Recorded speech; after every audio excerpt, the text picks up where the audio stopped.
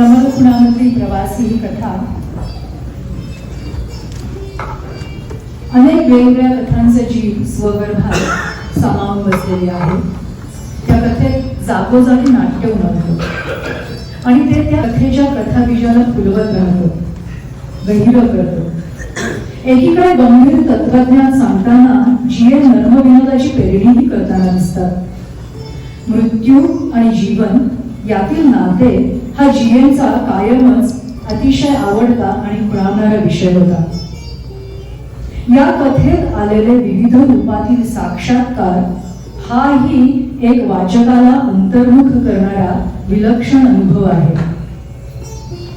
प्रवासी या दीर्घ कथेची नाट्यमय झलक आता सादर करणार आहेत निखिल देशपांडे प्रवासीच्या भूमिकेत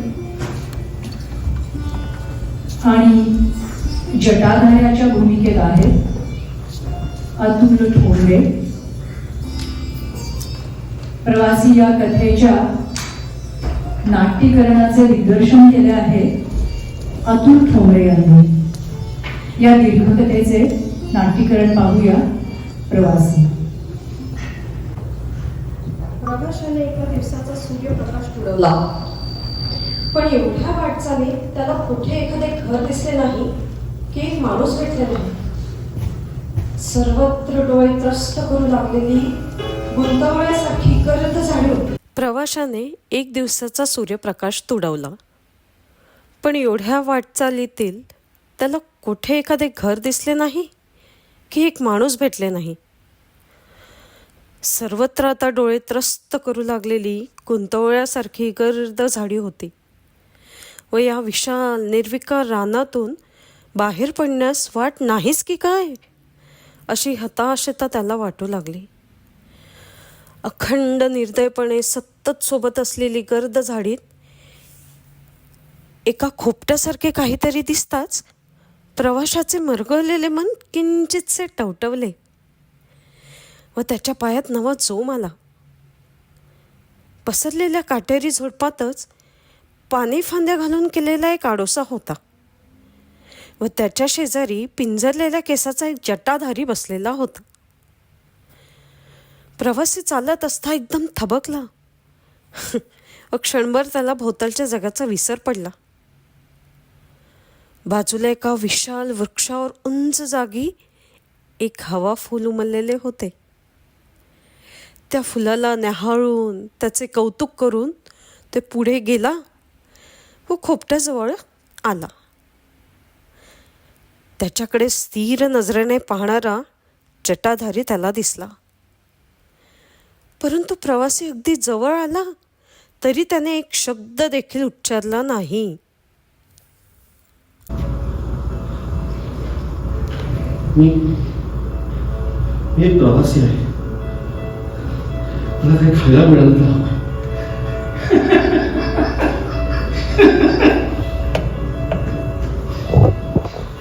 मी भुकेनं व्याकुळ झालो म्हणून तुमच्याकडे अन्नाची याचना केली. हसण्यासारखं काय? अरे हसू नको तर काय करू. इथे मीच 2-4 दिवस झाले काही खाल्लं नाही. तू इथे येत असताना पाहून मला आशा वाटली होती की तुझ्याकडे भाकरीचा तुकडा, अर्ध फळ, मुठभर आणि काहीतरी निघेल. आणि आता तू तिकडे माझ्याकडे अन्नाचा घास मागतोयस. तुला इथे फार फार तर 4 शब्द बोलायला ऐकायला मिळते.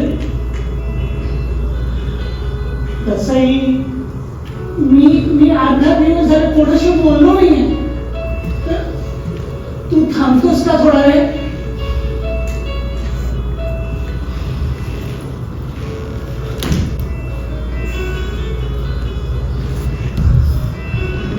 इथं तुमची झोपडी आहे. असल्या रानात तुम्ही एकाकी राहता. तुमच्या घरात वाटीत अन्न तरी असेल असा माझा विश्वास होता. तुम्ही स्वतःच उपाशी आहात तेव्हा असल्या आडरानात तुम्हाला ऐकता अन्न कोण देतो?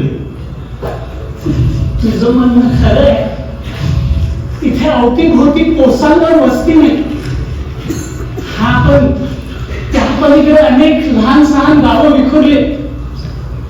तिथे कोणाचं लग्न असलं, कोणी मृत्यू पावलं, कोणाचा जन्म झाला, नाहीतर दीर्घ काळानंतर परदेशातून कोणी परतलं ना, तर सगळ्या आनंद यात्रा, वराती, मिरवणुकी, प्रेत यात्रा मुद्दाम याच रस्त्याने गेल्या जातात.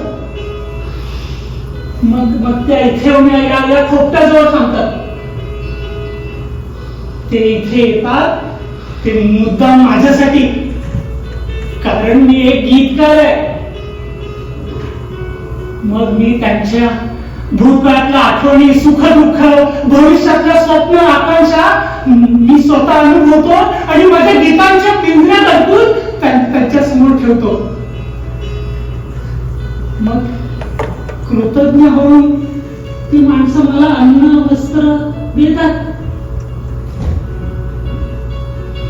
माझे शब्द, माझे सूर यावरच मी आजपर्यंत जगत आलो. मग खंडित झालेला पुण्याचा अखेरचा प्रवास किंवा आनंद यात्रा पुन्हा सुरू होते आणि ती माणसं निघून जातात. पण गेल्या 10 दिवसात कोणीच मेलं नाही, कोणाचा जन्म नाही, कुठे गृहपूजा नाही, कुठे तलाव नाही, काही नाही.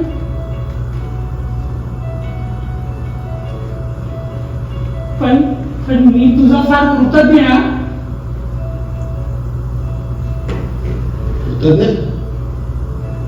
कशाबद्दल? अशा वेळी माणूस काही कावळ्यांवर जगत नाही असं न म्हटल्याबद्दल. नाहीतर एखादा म्हशी पोडण्याखेरीज काहीच कामाला न येणारा एखादा गाव देखील मला सांगू जातो की कवितांनी पोट भरत नसतं.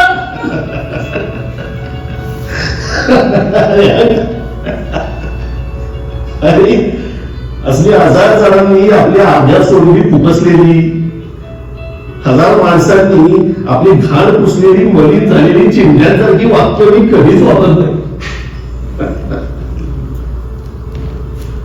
अरे मला शब्द हवेत, ते असे कलदार. मला वाक्य हवं ते सुरीच्या नव्या धारेसारखं स्वच्छ आणि जिवंत. मला वाटलंच होतं तू काही नेहमीचा प्रवासी नाहीस. नेहमीचा वाट घेऊन एखाद्या क्षेत्रावर स्तरावर अंग टाकून देणारा तसा प्रवासी नाहीस. तू ते मगाशी हिरवणी फुल पाहत होतास ना, तेव्हाच ध्यानात आलं माझ्या. तसा माझा शस्त्रास्त्राची कोणाचा परिचय आहे. काव्यशास्त्र सुद्धा मला अगदीच अज्ञान नाही. पण ते सगळं अगदी थोडं, अगदी एखाद्या बिंदू म्हणजे आपलं स्वतःच अमर्याद अज्ञान समजलंय. का तुम्ही ही अशी गीत लिहिता, त्यातली सुख दुःख सगळी परखी उसली दुसऱ्यांनी भोगली नाही, म्हणजे त्यात खरेपणा नाही. कोणत्याही प्रेमगीतापेक्षा एखाद्या स्त्रीच्या ओठांचा प्रत्यक्ष स्पर्श जास्त जिवंत असतो नाही का? मला माहित नाही, आणि तुला तरी ते कसं माहित आहे कुणाच ठाऊक. कारण ओठांचा स्पर्श घेणाऱ्याला त्याचं गीत गायची देणगी मिळाली, किंवा धनुर्भंग करणाऱ्याला त्याबद्दल गीत गायचं सामर्थ्य देखील मिळालंय असं क्वचितच होतं. पण तुझं म्हणणं बरोबर असेल. तू माझ्याकडे नीट पाहिलंस का?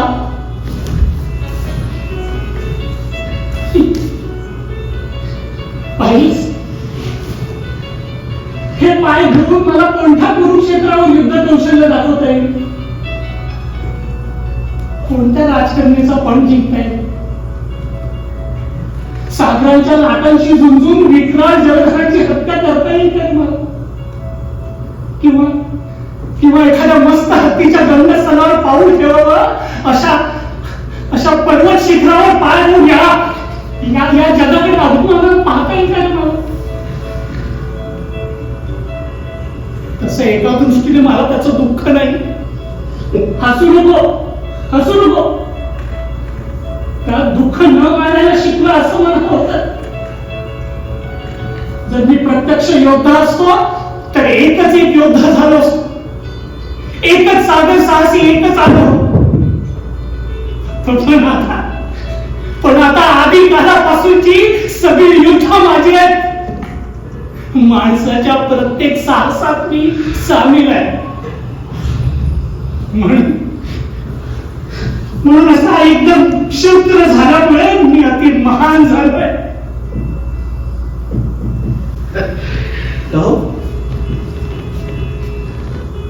म्हणजे मी सुद्धा असा ह्या वाटेने जातच तुमच्याकडे आलोय. माझं एखादं गाणं जात आहे तुम्हाला? का नाही, मी गातो ना. तू प्रसंग सांग, नाहीतर मी प्रसंग देखील निर्माण करू शकतो. म्हणजे तू आपल्या पित्याच्या सुडाचा बदला घ्यायला निघालास, नाहीतर एखाद्या राजकन्येच्या स्वयंवराला यात्रिकेच्या वेशात निघालास. तुझ्या प्रियेने तुझा विश्वासघात केला म्हणून तू विरक्त झालास. राज रस्त्यावर उभा असताना मिरवणुकीतला शृंगार तुझ्या गळ्यात मार टाकतो आणि तू नवा सम्राट होतोस. नाहीतर त्याच मिरवणुकीतला हत्ती उधळतो व त्याच्या पायाखाली येऊन तू चिरडला जातोस. तुझ्या रक्ताचा भाऊ तुझ्या पाठीत कटार घुसटतो, नाहीतर नकळत तुझ्या हातून तुझ्या आईची हत्या होते. नाहीतर एका असामान्य सुंदर रमणीच्या चेहऱ्यासाठी तू अगदी अभंग मनाने देशाशी द्रोह करतोस. म्हणजे ह्यातलं काही सुद्धा खरं नाही. मी आता पुढचं चालू एवढंच, काही खरं नाही यातलं. खरं नाही म्हणजे ते प्रत्यक्षात घडलं नाही एवढंच. आणि लक्षात ठेव, प्रत्यक्ष अगदी क्षुल्लक गोष्ट असते. अग्नीचा जेवढा संवेदीशी संबंध तेवढा देखील प्रत्यक्षाचा सत्याशी संबंध नसतो. आणि मी एक कवी आहे. माझ्या पुरतं सांगायचं झालं तर जे शक्य आहे ते सत्य आहेच.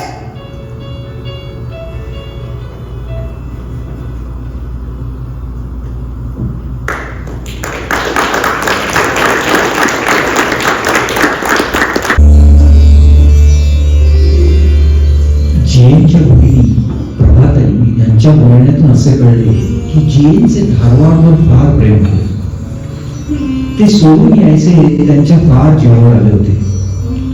पुण्याला येताना आणखी 2 गोष्टी त्यांना मनाविरुद्ध कराव्या लागल्या होत्या. एक म्हणजे आपली आवडती स्कूटर त्यांना विकावी लागली होती. तर दुखणेच डोळ्याचे म्हटल्यावर वाहन चालवणे बंद. त्यातून पुण्याची रहदारी. आपल्या स्कूटरवर जीएनचं फार प्रेम होतं. तो त्यांच्या जीवनाचा एक भाग बनला होता. बाब व बोरकरांकडे गोव्याला गेले, ते सुद्धा स्कूटरवरून. होता होई तो स्कूटरची पाठ ते सोडत नसत. तिची देखभाल, किरकोळ दुरुस्ती ते स्वतःच करीत. त्यासाठी स्कूटर दुरुस्तीचे पुस्तकही त्यांनी घेतले होते.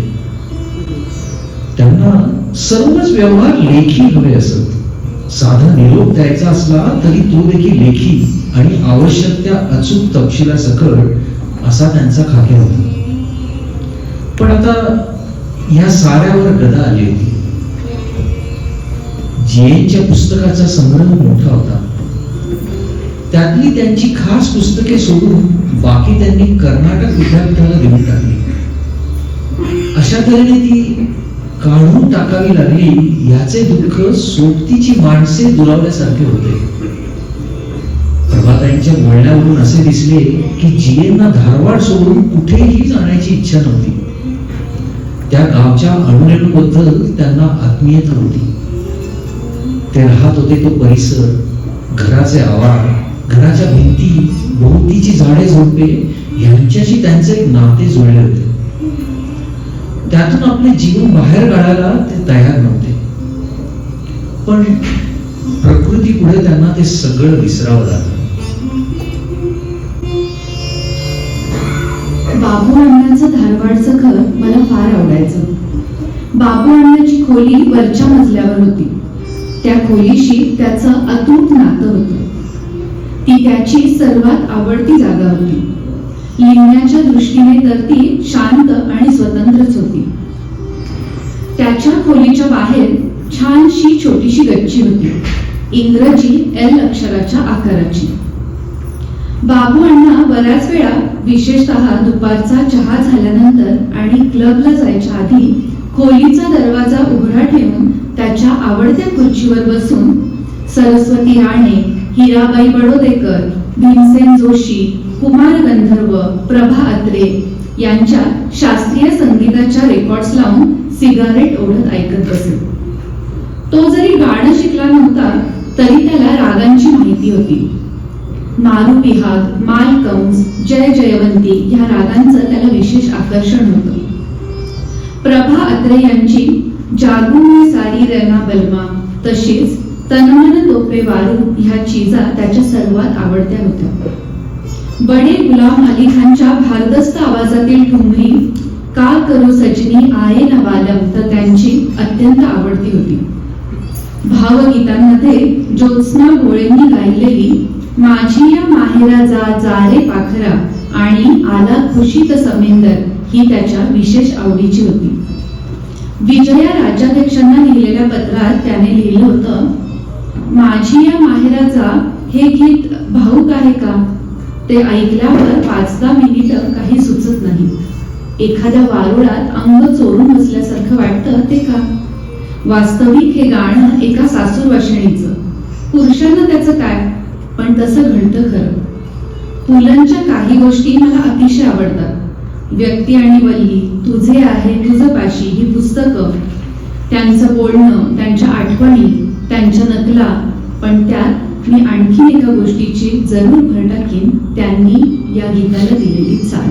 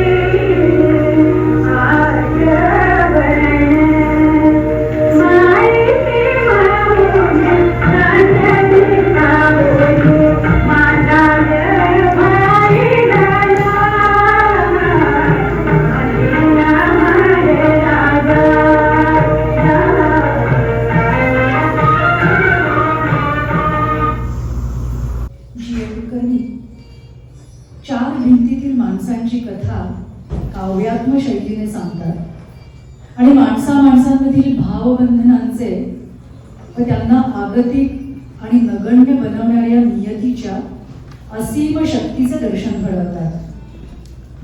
त्यांच्या कथातील आईची व्यक्तिरेखा ही नेहमीच ठळक आणि प्रभावी असते. मानी आणि तरीही विवेकी, शांत पण वेळ प्रसंगी दुर्गा, काली बनू शकणारी अशी खंबीर आई ते अनेकदा रंगवतात. नियती किंवा भागध्येय याच्या वरवंट्याखाली पिचतानाही आपला अभिमान, आपले स्वत्व न हरवणारी स्त्री त्यांनी रंगवली आहे चैत्र या कथेमधून.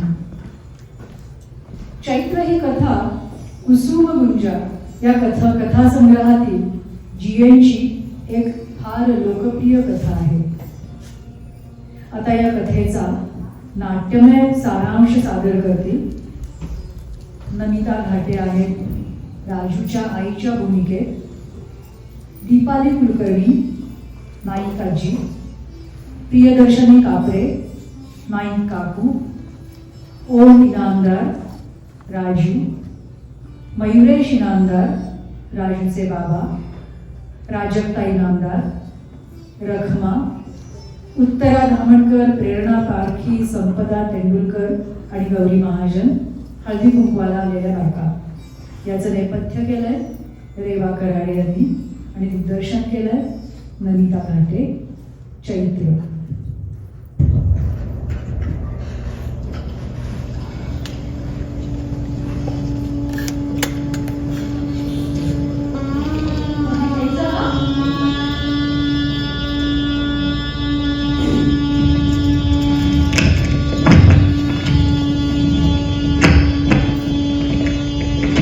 पण घ्यायचं रखमा यांना पण दे. नमस्कार, या बसा. या ना या, बसा बसा.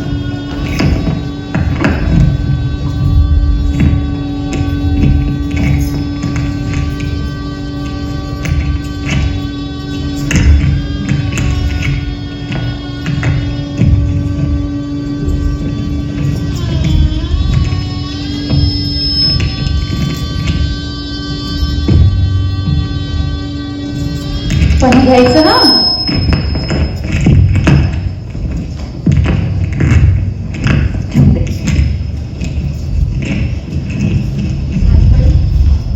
देताय ना मला हळदी कुंकू? संध्याकाळ होत आली, उशीर होतोय. बाई, मगाशीच तुम्ही एकदा येऊन गेलात की. हळदी कुंकू सर्वांनाच आहे, पण मोठभर हरभऱ्यांसाठी पुन्हा पुन्हा कसलं यायचं ते? अहो मी नाही आले मग अशी. मुठभर हरभऱ्यांचा प्रश्न नाही, ओटी असते ती. तुम्ही निदान शास्त्रापुरता एक दाणा तरी घाला. अगं दे की त्यांना ओटीने हळदी कुंकू. 4 हरभऱ्याच्या दाण्यासाठी का कोणी यायला बसले आपल्याकडे? छे, मला नाही आवडत हे. सासूबाई, तुम्हाला माहित नाही कशा बायका असतात या एक एक. चल राजू.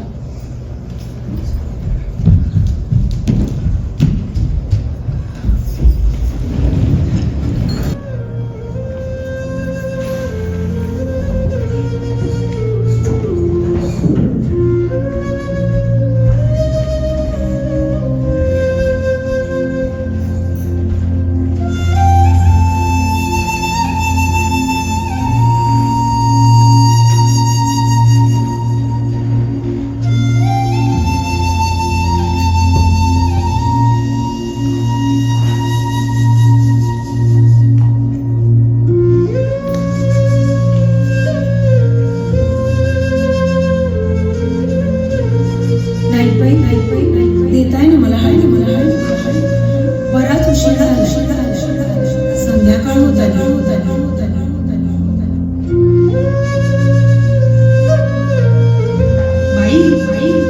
मगाशीच तुम्ही एकदा येऊन गेलात. हळदी कुंकू सर्वांनाच आहे, मोठभर हरभऱ्यांसाठी पुन्हा पुन्हा कसं यायचं? छे छे, मला नाही आवडत. सासूबाई, तुम्हाला माहित नाही अशा बायका असतात या एक एक.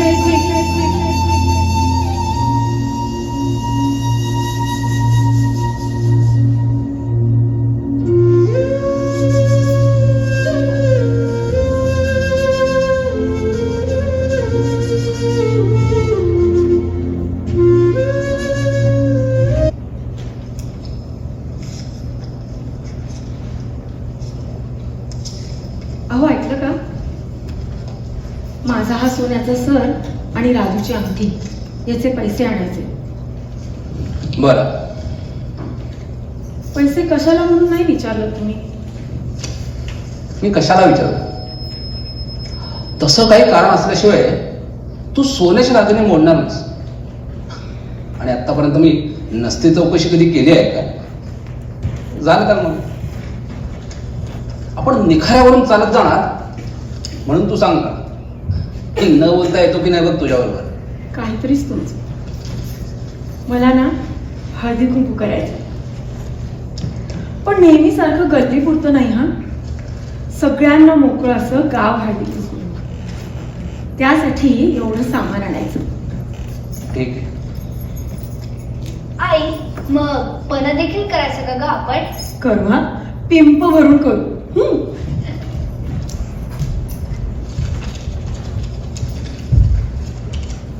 बाप रे दादा, केवढी लांब यादी दिली आहे तुम्हाला.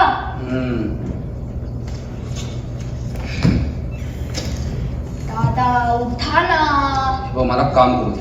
दादा उठा ना, मला पन्ह प्यायचंय. बरं ठीक आहे, जा माझी छत्री घेऊन ये, जा.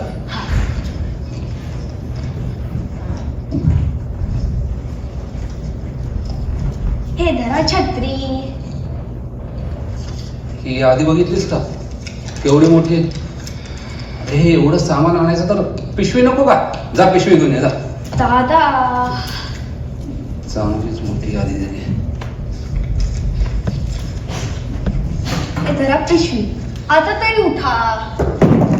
अर्धवट काम करतोस बघ दरवेळेला. अरे टोपी कुठे आहे? दादा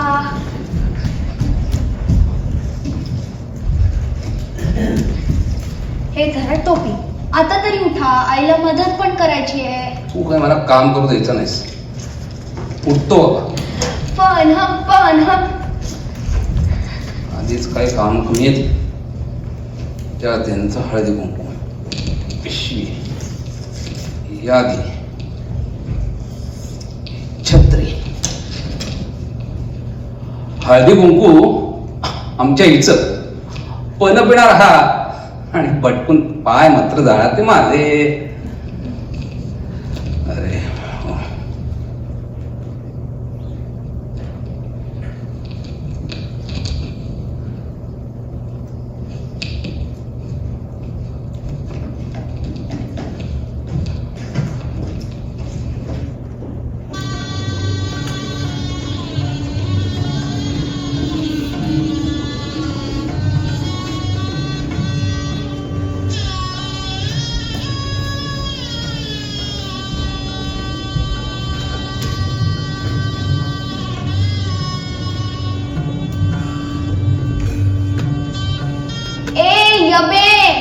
आज आमच्याकडे मोठं हळदी कुंकू आहे. आईनी पिंप भरून पण केलेला आहे. ए शिर्या, तू पण ये हा आमच्याकडे पण प्यायला.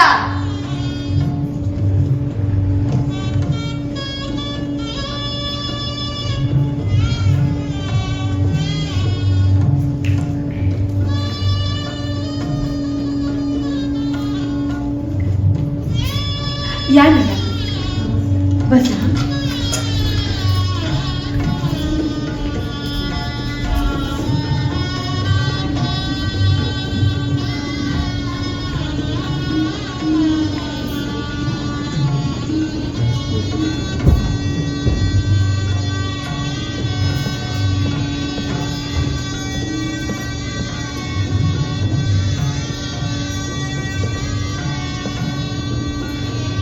राजू, पण आण बरं त्यांना.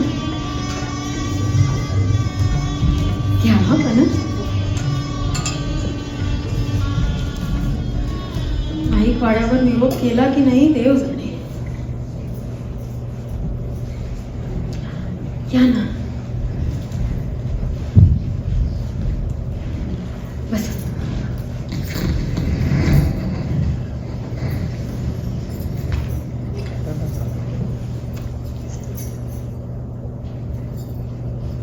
तुमच्याकडे हे हळदी कुंकू हे माहित नव्हतं.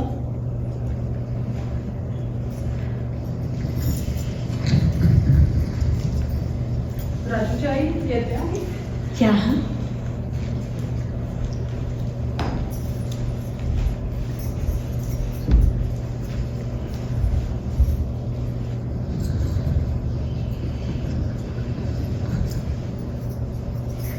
छान झाली हो सजावट सगळी. राजू जावळ पन्हाण. राजू अरे पन्हाण. यायला ते पन्हा ते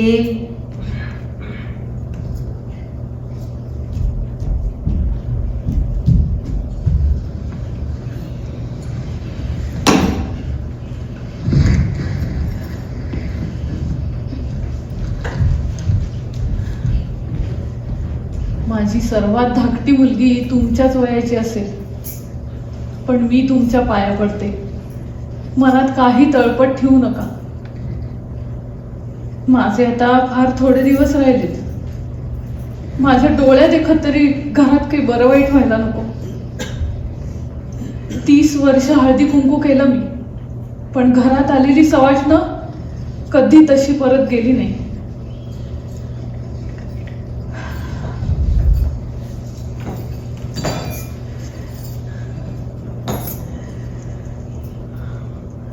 पण आता माझं राज्य संपलं, इतरांचं राज्य आलं.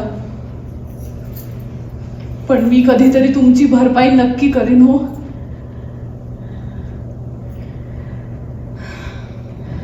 तुम्ही आलात ह्यातच आलं सगळं. मी सारं काही विसरून गेले हो, पण माझ्याबरोबर माझा मुलगा होता.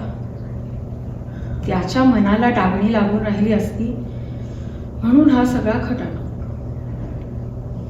जाऊ द्या, झालं ते झालं. पण तरी तुम्ही आलात, तुमचे उपकार आहेत. सासूबाई येताय ना? उशीर झालाय. येते.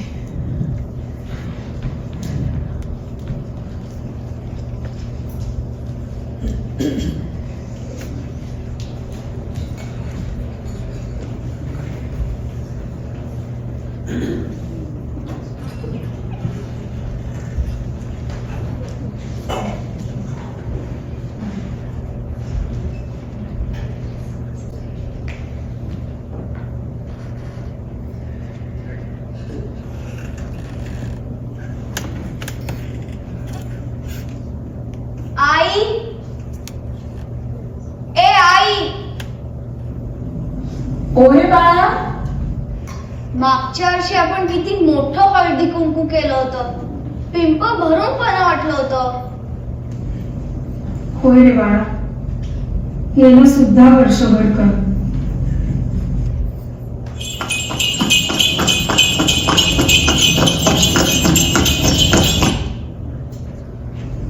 राजू, बघ रे कोण आले दाराशी.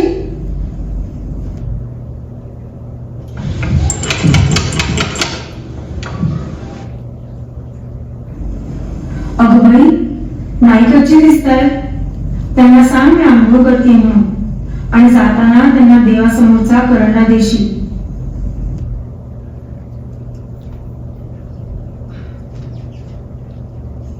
आई आहे ना रे तुझी घरात? आहे, पण आंघोळ करते.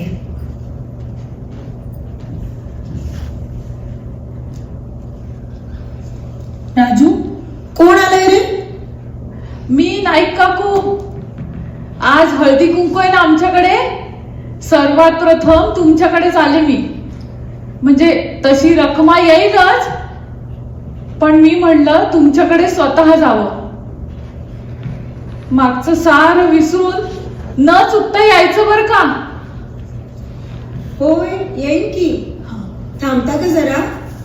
आलेच मी 10-15 मिनिटात. नको नको, होऊ दे तुमचं सावकाश. मलाही अजून 4 ठिकाणी जायचंय. येते मी. हा,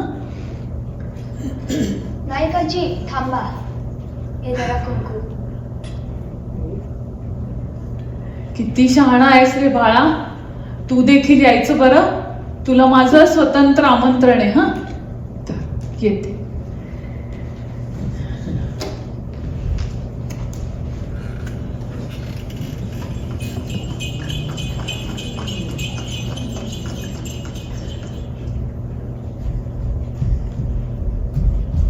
आई गेल्या त्या.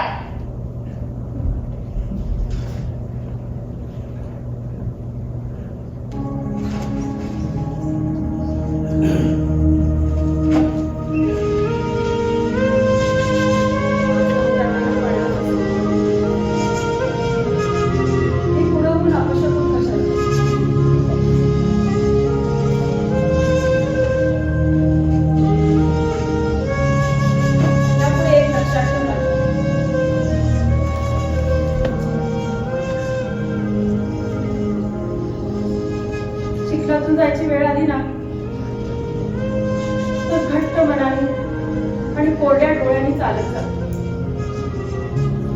पण आपला चिखल दुसऱ्यांवर उडणार नाही ह्याची काळजी.